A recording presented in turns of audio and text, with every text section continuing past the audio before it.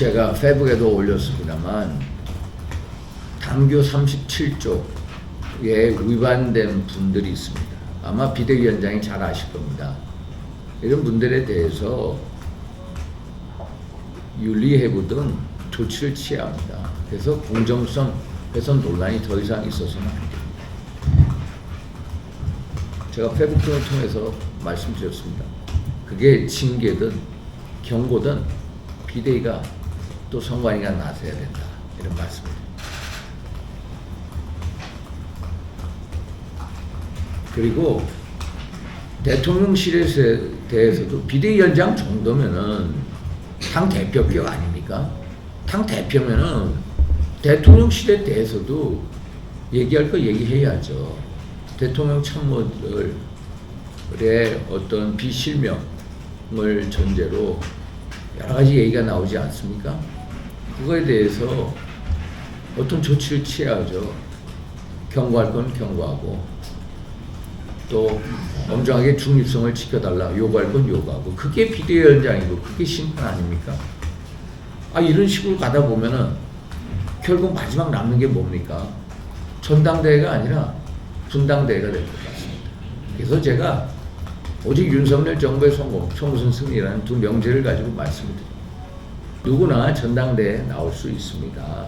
그래서 그 뒤에 이준석 대표가 선거운동하면 하는 것도 다 당원으로서 가능한 일이고요. 일단 여론조사라는 것은 현재 풍향계입니다.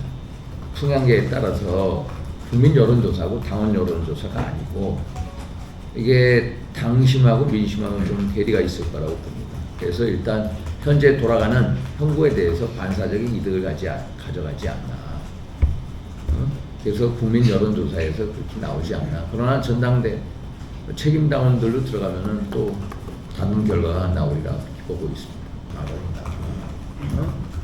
아니 그것도 그 변호사 그분이 김경 후보의 후원회장 아닙니까?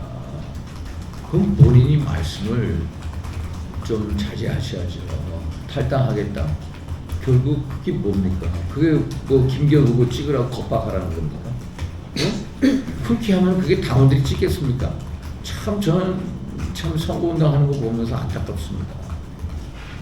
안철수 후보가 되면 탈당한다? 그러면 당원들이 그거에 대해서 더 모멸감을 느낍니다. 당원들이 그러면 더더욱이 친윤 후보인 사람한테 표를 안 주게 됩니다. 그런 바람이 김경 후보한테 무슨 도움이 됩니까? 그런데 말이 씨가 된다고 그런 방향으로 가고 있다는 말씀을 드립니다.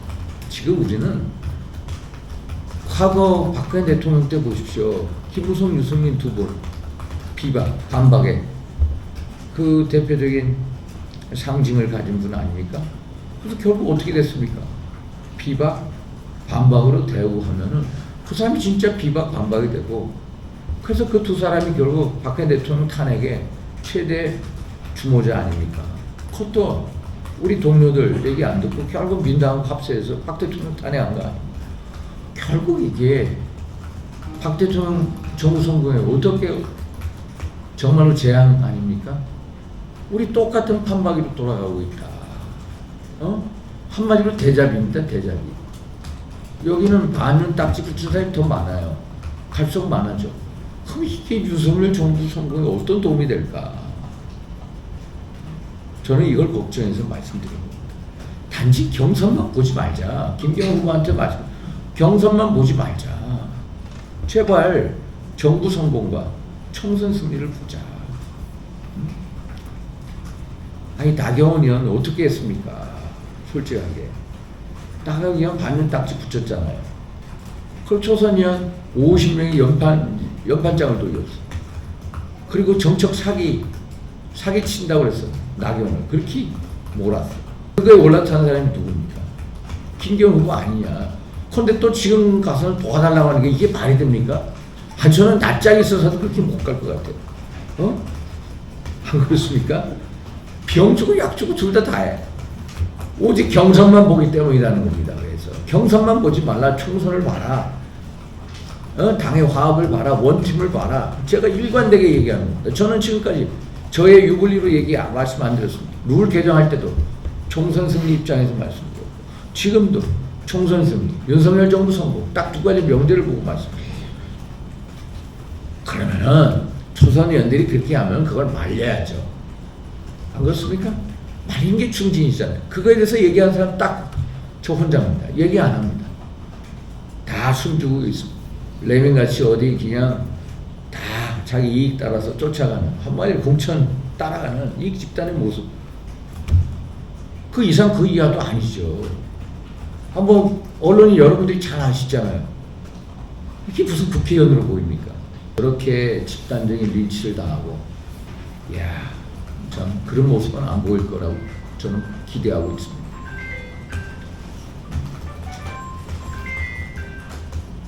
결국 일단 비대위원장, 선관위원장이 심판 아닙니까? 심판이 휘스를 불어야죠. 휘스. 레드카드, 옐로우카드를 빨리 제시. 그러면 이런 식으로 가서 특정 후보가 된다고 해서 그게 화합이 되겠습니까? 분열로 가는 거죠. 분열로 가면 어떻게 됐는지. 지난 박근혜 대통령 탄핵에서 교훈을 얻자는 겁니다. 공천이꼴 당선되는 텃밭에서 정치를 하니까 그런 얘기가 안 들리는 겁니다. 나 공천만 받으면 그게 끝장이에요.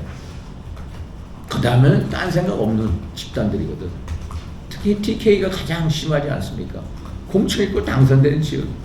그러니까 한 사람한테 목매고 어떻게든 공천 한번 받아보려고. 레민처럼 쫓아갔던 저 집단에 대해서 여러분들 어떻게 보십니까?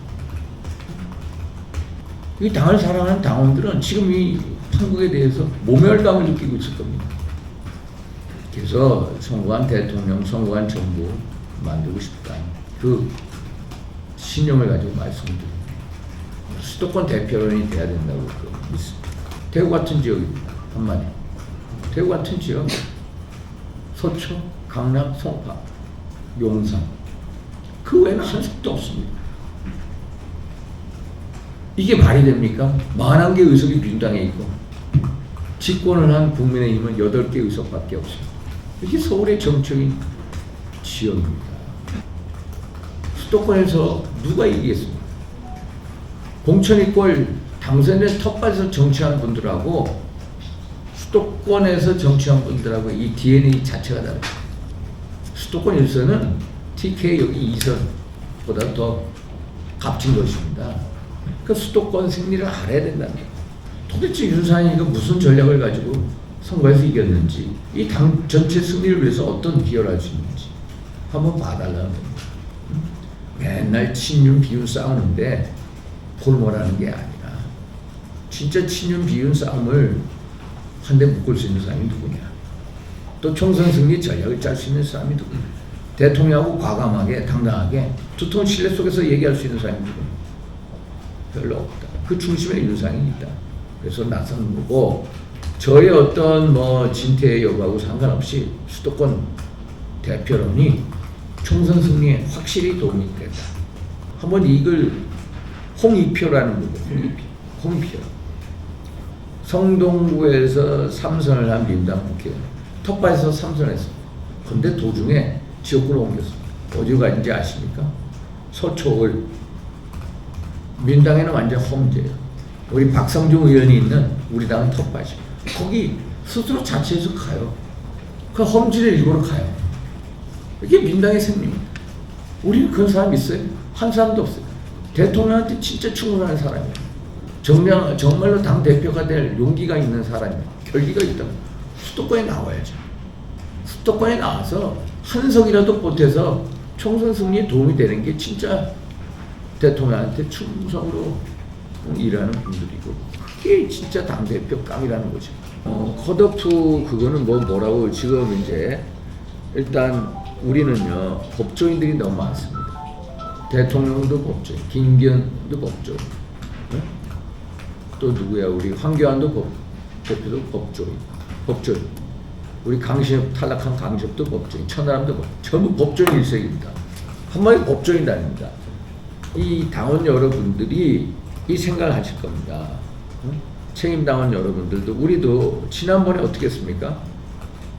윤석열 대통령을 대선 승리를 위해서 전략적 선택을 했죠. 그게 윤석열 후보를 우리가 영입한 거 아닙니까?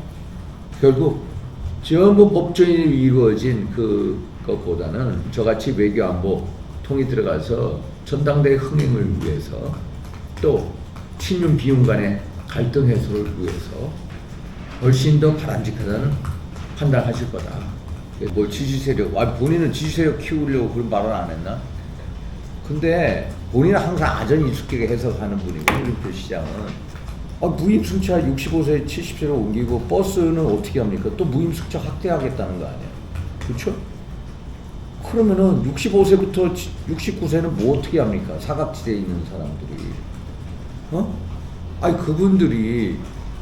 그분들은 뭐 무임승차 못하고 돈 내라.